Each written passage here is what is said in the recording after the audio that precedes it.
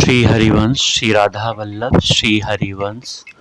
ओम अज्ञानतिम्रान्धस्य ज्ञानाञ्जना शलाकया चक्षुरुन्मीलितं येन तस्मै श्री गुरुवे नमः। श्री राधा श्री हरिवंश। महापुरुषों, संतों, महात्माओं का संग दुर्लभ, अगम्य और अमोघ है। आज इसी विषय पर चर्चा की जाएगी। श्री हरिवंश श्री राधा। संसार में सदाचारी, साधु स्वभाव, दैवीय संपत्तिवान पुरुषों की प्राप्ति बहुत ही दुर्लभ है, क्योंकि इस कलयुग में आप देख रहे हो सभी लोग भोग विलास में लगे हुए हैं। अपने शरीर की आसक्ति की पूर्ति के लिए, भोगों की पूर्ति के लिए, विभिन्न प्रकार के रिश्ते निभाने में वह अपने अमूल्य समय को बर्बाद कर रहे हैं, क्योंकि उनके पास विवेक नाम की चीज नहीं है कि भगवत प्राप्ति कैसे हो। विवेक अर्थात संसार से उठकर भगवान की प्राप्ति का मार्ग में चलने का उनको ज्ञान नहीं है। यही शुद्ध विवेक है। उन्हें यह विवेक नहीं है। विवेक कैसे होगा? साधु स्वभाव के सदाचारी संत महात्माओं के जीवन में आने से, उनके सत्संग से, उनकी कृपा से। सच्ची हीरो की भांति जमातों और उपदेशकों में सच्चे साधु थोड़े ही होते हैं। इस संसार में अभी आप देख रहे हैं बहुत से उपदेशक मिलेंगे जो वास्तविक रूप से उनका उद्देश्य समाज को उपदेश देकर धन प्राप्त करना है। आंतरिक उनका चिंतन यही है, उद्देश्य यही है। ऐसे उपदेशक बहुत मिलेंगे, लेकिन सच्चे साधु नहीं मिलेंगे जो भगवत प्राप्ति के मार्ग में स्वयं तो बढ़े हुए हैं और जनहित में लोगों के कल्याण के लिए वह लोगों को, समुदाय को सचेत कर रहे हैं कि भगवत प्राप्ति ही जीवन का विशेष, सबसे एकमात्र लक्ष्य है, विशेष लक्ष्य है, प्रथम लक्ष्य है, प्राथमिक लक्ष्य है भगवत प्राप्ति, भगवत प्रेम। ये साधु महात्मा बहुत कम ही मिलेंगे। ऐसे उपदेशक आपको बहुत मिल जाएंगे, पर खोज करने पर संसार में सदाचारी, कर्मकांडी, कुछ ज्ञानी पुरुष तो मिल भी सकते हैं, परंतु ऐसे सच्चे प्रेमी महात्मा जो भगवान के प्रेम अनुराग में रात दिन लगे हुए हैं, अनन्य भाव से भगवान को अपना मानते हैं, उनकी सेवा करते हैं, ऐसे साधु नहीं मिलते हैं, बहुत कम मिलते हैं। जिनकी कृपा मात्र से परम दुर्लभ योगी ज्ञानी जनवांछित भगवत प्रेम की प्राप्ति हो जाती है। इसीलिए ऐसे महात्माओं का मिलन बहुत दुर्लभ माना जाता है। मिलन होगा, लेकिन कैसे होगा आगे बताया जाएगा। यदि कहीं ऐसे महापुरुष मिल जाते हैं तो उनको पहचानना बहुत कठिन होता है, क्योंकि उनका वेशभूषा, उनका बाहरी आचरण ऐसा होता है कि आपको लगेगा ही नहीं ये भगवान के भक्त हैं, भगवान के प्रेमी भक्त हैं।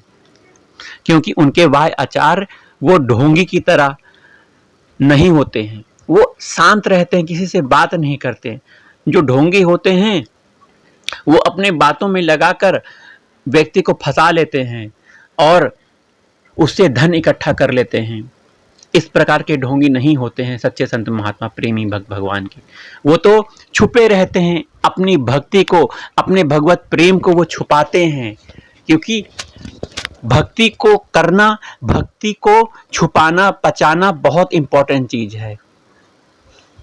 जब तक भक्ति छुपेगी नहीं तब तक उसका रंग नहीं निकलेगा। तो भगवत प्रेमी भक्त अपनी भक्ति को, अपने भगवान के प्रेम को छुपाते हैं। आगे सुनिए बहुत ध्यान से। आंखों से आंसू का बहना, रोना, हंसना, चिल्लाना ही प्रेमी के लक्षण नहीं है। अनेक बाहरी कारणों से ऐसा हो सकता है। फिर कोई सच्चे प्रेमी ऐसे भी होते हैं जो इन लक्षणों वाली स्थिति से भी आगे हो चुके हैं, जिनके बाह्य आचरण साधारण समझ से बाहर हैं। प्रेमी जन तो किसी को कहने जाते ही नहीं कि हमें प्रेमी मानो, और कहने से मानता भी कौन है भाई। अतएव ऐसे भगवत प्रेमी जनों की पहचान बहुत ही कठिन है। इसी से उनके संग को दुर्लभ बताया गया है। परंतु सौभाग्य से यदि कहीं ऐसे महात्मा पुरुष मिल जाते हैं तो उनका बिना जाने मिल जाना भी कभी व्यर्थ नहीं हो सकता, क्योंकि वह अमोघ है। जब साधारण सदाचारी विद्वान साधुओं का समागम ही अंतःकरण की शुद्धि का कारण होकर पाप ताप दैन्य का निवारण करने में समर्थ होता है, तब जिनका हृदय भगवत प्रेम से झलकता है, जो प्रेम और आनंद की मूर्ति हैं, जिनके स्मरण मात्र से पापों का नाश हो जाता है, उन भगवदीय प्रेमी महात्माओं के दर्शन का महान फल अवश्य ही प्राप्त होता है। जैसे अमावस्या की अंधेरी रात में सोया हुआ आदमी यदि सूर्योदय होने पर भी सोता ही रहे तो उसको न जागने तक प्रकाश का अनुभव नहीं होता, परंतु प्रकाश तो सूर्योदय के साथ साथ हो ही जाता है। और जैसे कोई धनी पुरुष अपने किसी प्रेमी दरिद्र आदमी के नाम पर अपने करोड़ों की संपत्ति ट्रांसफर करवा देता है, तो वह दरिद्र उसी समय से धनी तो हो जाता है, परंतु जब तक उसको इस बात का पता नहीं लगता तब तक वह अपने को दरिद्र ही समझता है।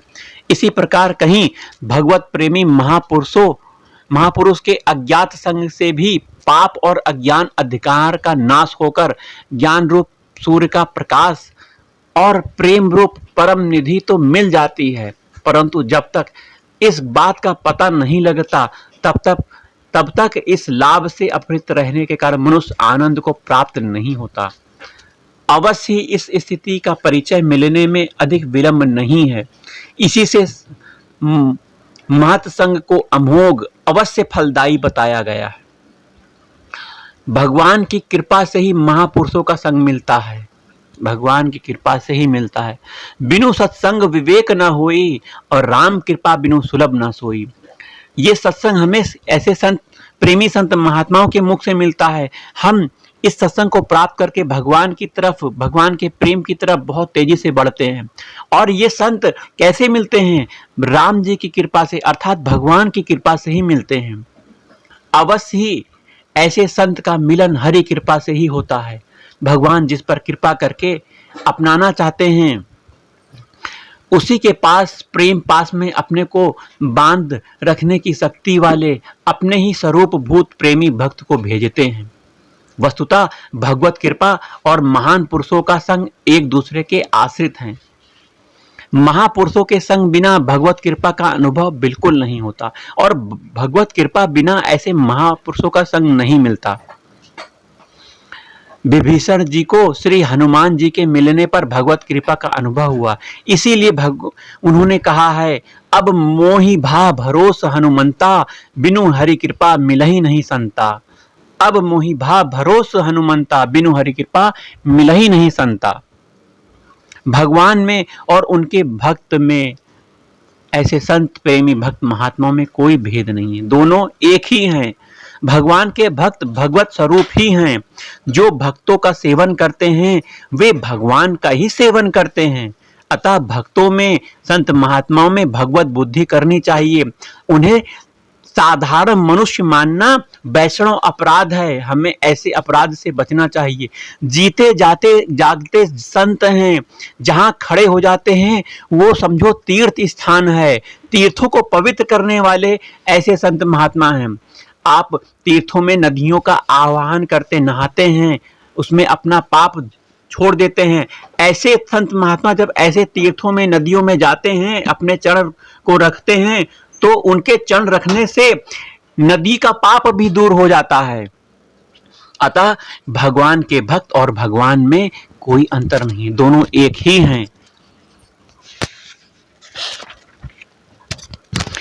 साधुओ हृदयम महम साधुनाम हृदयम त्वहम मदयन्ते न जानन्ति नाहम तेभ्यो मनागपि। साधु मेरे हृदय हैं, भगवान कहते हैं श्रीमद् भागवत में, साधु मेरे हृदय हैं, मैं उनका हृदय हूँ। वे मेरे सिवा और किसी को नहीं जानते और मैं उन्हें छोड़कर किसी और को नहीं जानता।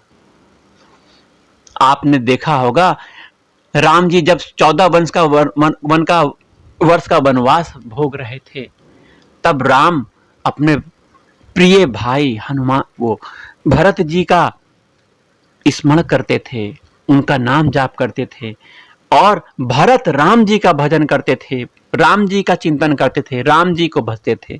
भरत राम को भजते हैं और राम भरत को भजते हैं, अर्थात भक्त भगवान को भजते हैं और भगवान भक्त को भजते हैं। भरत सरिस को राम स्नेही, जगु जप राम राम जप हेई जेही। भगवान अर्जुन से कहते हैं, अर्जुन मेरा महात्म, मेरी पूजा, मेरी श्रद्धा, मेरे मन की बात तत्व से केवल गोपियां ही जानती हैं और कोई नहीं जानता, क्योंकि गोपियां निरंतर अनन्य भाव से भगवान का ही चिंतन स्मरण और उन्हीं के सुख के लिए कार्य करती हैं, प्रयास करती हैं। भगवान ने कहा है, ये भजंती तू माम भक्त्या मई ते तेषु चाप्यम। जो प्रेम से मुझको भजते हैं वे मुझ में हैं और मैं उनमें हूं। ऐसे भक्त भगवत प्रेम में इस प्रकार तल्लीन रहते हैं कि वे अपने बाह्य रूप को भूलकर साक्षात भगवत स्वरूप का अनुभव करने लगते हैं।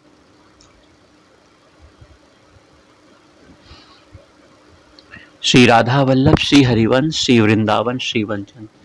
जय जय श्याम, जय जय श्याम, जय जय श्री वृंदावन धाम। मेरी श्यामा मेरो श्याम, मेरी श्यामा मेरो श्याम, मेरो श्री वृंदावन धाम। जय जय श्याम, जय जय श्याम, जय जय श्री वृंदावन धाम। श्री राधा राधा राधा राधा, श्री राधा, श्री राधा, श्री राधा।